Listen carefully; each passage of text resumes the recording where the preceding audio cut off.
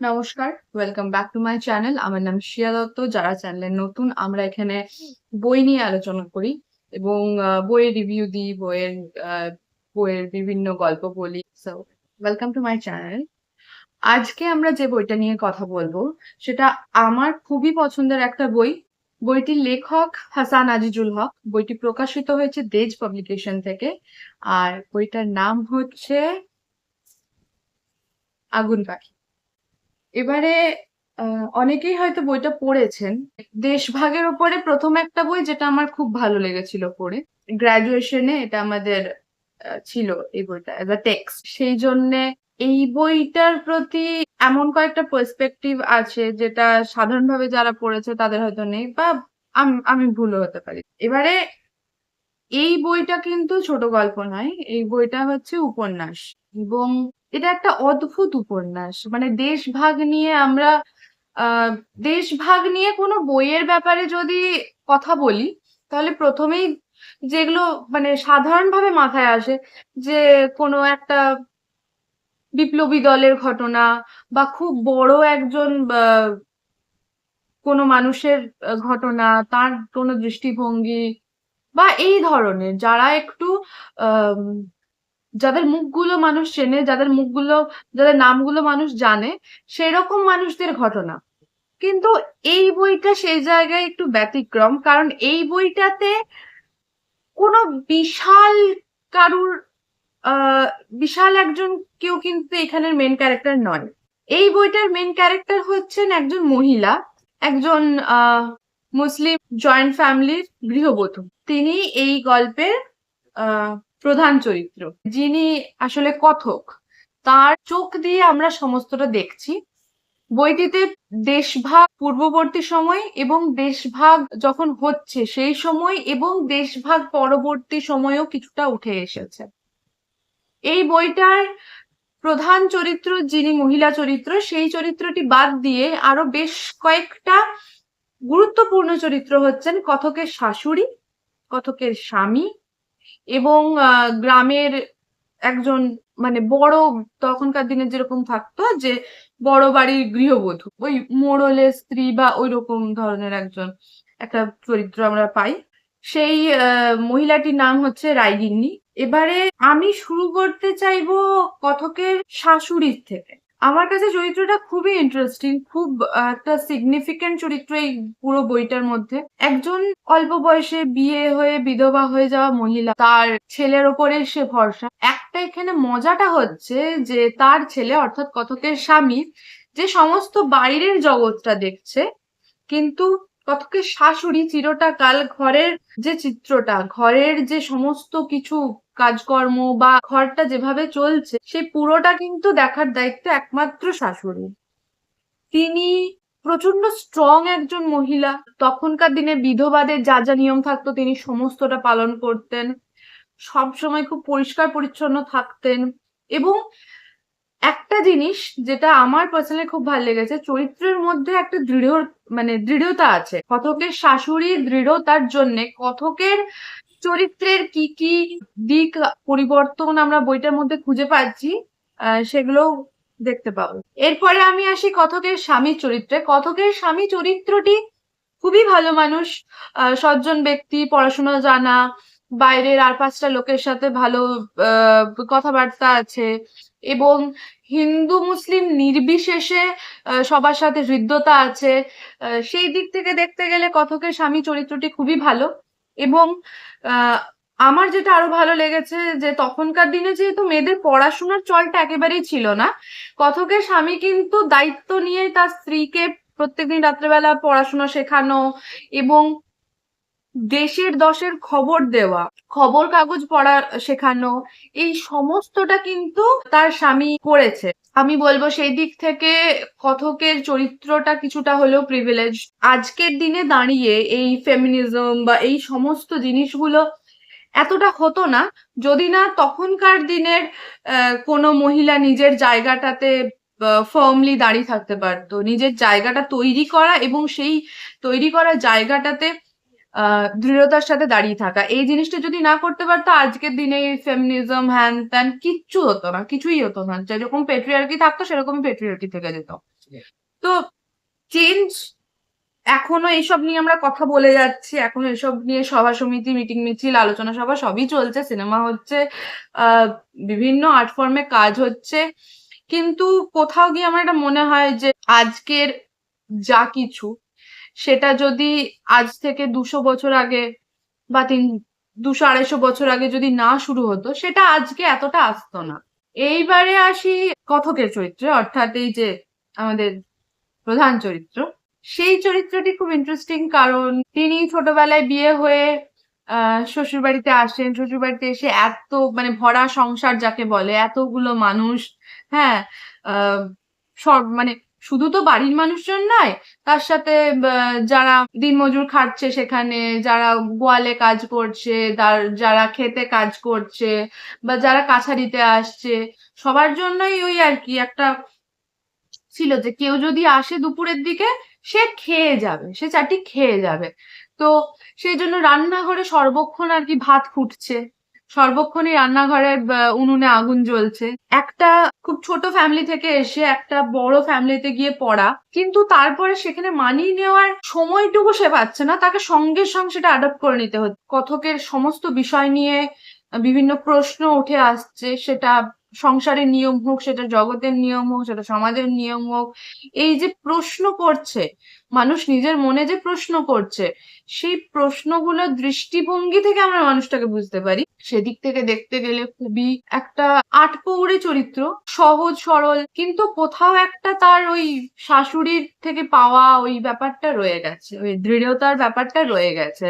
একটা কোথাও গিয়ে যদি আজকের ভাষায় বলি, সেই ঝুঁকে গানে টাইপের একটা রয়ে গেছে, কিন্তু ওই রেবেল ব্যাপারটা তো মানে তখনকার দিনে সোসাইটির কাছে একটা ওভাবে অ্যাকসেপ্ট করার জায়গা ছিল না। তো আমরা যখন বইটা পড়ি, কথকের মনের কথাগুলো শুনতে পাই, বুঝতে পারি, তখন আমরা সেই রেবেল ব্যাপারটা কিন্তু খুঁজে পাই। এরপরে আরো জল গড়ায়, এরপরে এইখানে শুধুমাত্র যে ফ্ল্যাট এই সমস্ত কিছু আছে সেরকম নয়, এখানে কয়েকটা খুব ইম্পর্টেন্ট ডিটেলস আছে যেটা নিয়ে আমি কথা বলতে চাই। সেটা হচ্ছে যে যখন দেশভাগের ব্যাপার স্যাপার চলছে, তার আগে দেখা যাচ্ছে যে কথকদের গ্রামে পরপর 2 বছর বৃষ্টির অভাবে কিন্তু ফসল হয়নি, বা মানে আরেকবার দেখা গেল যে বন্যার জন্য ফসল নষ্ট হয়েছে। এই যে প্রাকৃতিক দুর্যোগের ফলে মানুষের অন্নাভাব, অর্থাভাব, মানুষের জীবনযাত্রা যেরকম প্রত্যক্ষভাবে এফেক্ট করতো, সেইটা এই গল্পটাতে দেখানো হয়েছে। এবং তার সাথে আরেকটা জিনিস হচ্ছে যে যখন এই সমস্ত অর্থাভাব, অন্নাভাব এই সমস্ত হচ্ছে, তখন আরেকটা জিনিস হচ্ছে বস্ত্রাভাব। আমরা দেখতে পাচ্ছি এই গল্পটাতে যে অনেকের বাড়ির লোকের কাপড় নেই, এবং ওই যে বিদেশি মিলের কাপড় বন্ধ হয়ে যাচ্ছে দেশে, সবাই বলছে যে দেশি কাপড় পরো, দেশি কাপড়, কিন্তু দেশি কাপড় সে তো দাম, দেশি কাপড়ের তো দাম আছে। বিদেশি মিলের কাপড় যেরকম, যেটা হতো কি একসাথে এক লটে অনেকটা হতো, কম দামে পাওয়া যেত। দেশি মিলের কাপড়, হাতে বোনা কাপড়, সে তো কম হচ্ছে, সে তো দাম বেশি, অনেকে অ্যাফোর্ড করতে পারছে না, কিন্তু মিলের কাপড়ও বন্ধ হয়ে যাচ্ছে বলে তারা সেই যেটা কম টাকায় পেত সেটাও তারা কিনতে পারছে না। কথকের স্বামী, তার শাশুড়ি এবং তাকে ওই হাতে বোনা কাপড় এনে দিচ্ছে, দুটো করে, দুটো কাপড় এনে দিচ্ছে, এবং সেটা দিয়েই চলছে। আমরা এরকমও একটা দৃশ্য দেখতে পাই যেখানে গ্রামের একটা বাড়িতে একটা যুবতী মেয়ে আর তার ঠাকুমা থাকে। ঠাকুমার অনেক বয়স হয়েছে, এবারে সে ঠাকুমা বলছে যে আমি খালি গায়ে ঘুরে বেড়াতেই পারি, আমার তো বয়স হয়ে গেছে, আমার কি হবে, কিন্তু বাড়িতে যুবতী মেয়ে আছে, তাকে আমি নিজের যে ওই আহ, কাপড়টা ছিল সেটা আমি দিয়ে দিয়েছি, কারণ আমাদের একটাই কাপড়। এরকম আরো অনেক জায়গা আমরা দেখতে পাচ্ছি। অন্নাভাব হচ্ছে, অন্নাভাবে ফলে যারা দরিদ্র মানুষ তাদের জীবনেও যেরকম প্রভাব পড়ছে, সেরকম কিন্তু কথকের সংসারেও তার প্রভাব কিন্তু পড়ছে।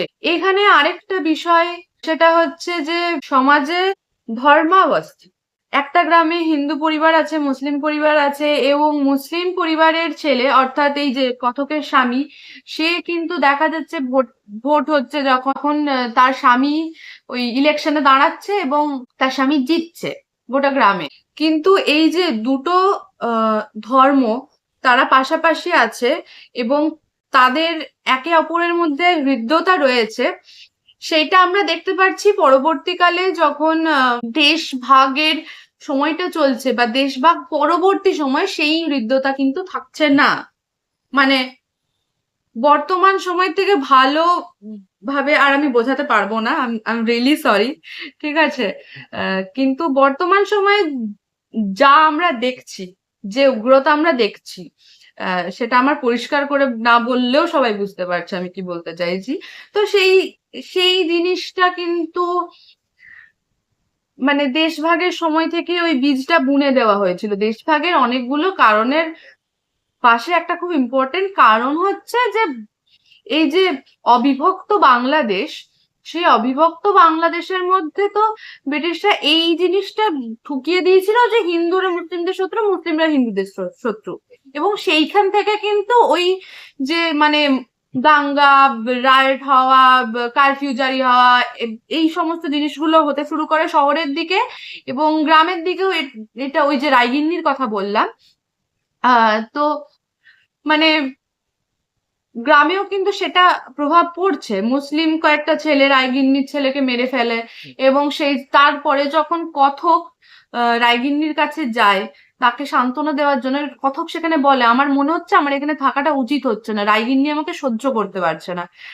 কিন্তু আমি তাকে দোষ দিতে পারি না, আমি তো একজন মায়ের কাছে এসেছি, কিন্তু সে এই দৃষ্টিভঙ্গি দিয়ে আমাকে দেখছে না, উইচ ইজ ভেরি ট্রু। মানে আমরা যদি রায়গিন্নির পার্সপেক্টিভ থেকে দেখি, সে আমাদের কথককে ভাবছে এ তো মুসলিম, এদের জাতটাই আমার ছেলেকে মেরেছে। আর কথক ভাবছে যে আমি তো একজন মা হয়ে আরেকজন মাকে সান্ত্বনা দিতে এসেছি। তো দ্য ডিফারেন্স ইজ হিউজ, ঠিক আছে? এই পার্সপেক্টিভটা, এটা খুব মানে সিগনিফিকেন্ট একটা পার্সপেক্টিভ এই বইটার ক্ষেত্রে। বইটা যত আমরা শেষের দিকে যাব তত দেখতে পাবো তার এই মনের ভেতরে প্রশ্নগুলো ধীরে ধীরে বড় হচ্ছে। শেষের দিকে কথক বেশ কয়েকটা কথা বলেছে, আমি বইটা থেকে পড়ে শোনাই। মানুষ কিছুর লেগে কিছু ছাড়ে, কিছু একটা পাবার লেগে কিছু একটা ছেড়ে দেয়। আমি কিসের লেগে কি ছাড়লাম? অনেক ভাবলাম, শেষে একটি কথা মনে হলো, আমি আমাকে পাবার লেগে এত কিছু ছেড়েছি। আমি জেদ করি নাই, কারোর কথার অবাধ্য হই নাই, আমি সবকিছু শুধু নিজে বুঝে নিতে চেয়েছি। আমাকে কেউ বোঝাইতে পারলে না কেন আলাদা একটা দেশ হয়েছে গোঁজামিল দিয়ে, যেখানে শুধু হিন্দু মুসলমান, যেখানে শুধু মুসলমানরা থাকবে, কিন্তু হিন্দু কেরেস্থানও আবার থাকতে পারবে। তাইলে আলাদা কিসের? আমাকে কেউ বোঝাইতে পারলে না যে সেই দেশটা আমি মুসলমান বলেই আমার দেশ, আর এই দেশটি আমার লয়। আমাকে আরো বোঝাইতে পারলে না যে ছেলে মেয়ে আর যে জায়গায় গিয়েছে বলে আমাকেও সেখানে যেতে হবে। আমার স্বামী গেলে আমি আর কি করব? It is very important. Okay, this is the best line. এই বইটাতে এর থেকে ভালো আর লাইন নেই, এক্সিস্টই করে না। This is the best line I am reading. Okay, আমার স্বামী গেলে আমি আর কি করব? আমি আর আমার স্বামী তো একটি মানুষ নয়, আলাদা মানুষ, খুবই আপন মানুষ, জানের মানুষ, কিন্তু আলাদা মানুষ। That is banger. এর পরেরটা মানে ইটস নাথিং ইম্পর্টেন্ট, বাট আমি তাও পড়ে দিচ্ছি। সেটা হচ্ছে, সকাল হোক আলো ফুটুক, তখন পূব দিকে মুখ করে বসবো, সূর্যের আলোর দিকে চেয়ে, আচ্ছা, সূর্যের আলোর দিকে চেয়ে আবার উঠে দাঁড়াবো আমি, আমি একা। তা হোক, সবাইকে বুকে টানতেও পারবো আমি একা। পিরিয়ড। এই বইটা সিরিয়াসলি আমি বলছি, এত ভালো বই না, এত অসাধারণ একটা বই এই আগুন পাখি। প্রথমবার পড়ে আমি প্রথমবার পড়ে আমি বুঝতেই পারিনি কি হয়ে গেল। আমি দ্বিতীয়বার যখন পড়লাম আমি পড়ে ছিটকে গেছি পুরো। মানে এটা এটা কি ভাই, এটা তো অসাধারণ একটা জিনিস। এই পার্সপেক্টিভে আমার মনে হয় না, মানে আমার জানা নেই আর এরকম এই পার্সপেক্টিভে আর কি কি বই লেখা হয়েছে। This book has everything. দেশভাগ পূর্ববর্তী, দেশভাগ পূর্ববর্তী সমাজ, ধর্মাবস্থা, অর্থনীতি, জীবনযাপন, দেশভাগের সময়, সমাজ এবং পরিস্থিতি এবং রাজনীতি, ব্রিটিশ শাসন সেটা গ্রামে কিরকম প্রভাব ফেলেছে, সেইগুলো, দেশভাগ পরবর্তী অবস্থা, সেখানে মানুষের জীবন, মানুষের ধর্ম সংকট, এবং সব থেকে আমি জানি না এই বইটা পড়ে কার কার মনে হয়েছে। আমার মনে হয় এই বইটাতে ফেমিনিজমটা খুব ভালো করে বোঝানো হয়েছে। This is so good, so good. যারা পড়েনি, আমার মনে হয় আমি অনেক কিছু বলে ফেলেছি যেগুলোতে এই বইটা পড়তে ইচ্ছে হতে পারে। বইটা হচ্ছে দেজ পাবলিকেশনের, বইটার দাম হচ্ছে 300 টাকা। বইটা অসাধারণ। যারা যারা বইটা পড়েননি বা যারা যারা বইটা পড়নি, please give it a try. খুব ভালো বই। আমার কথাটি ফুরোলো, নোটে গাছটি মুড়লো। টাটা, বাই বাই, দেখা হচ্ছে পরের ভিডিওতে। And do not forget to like, share, subscribe and comment. Bye.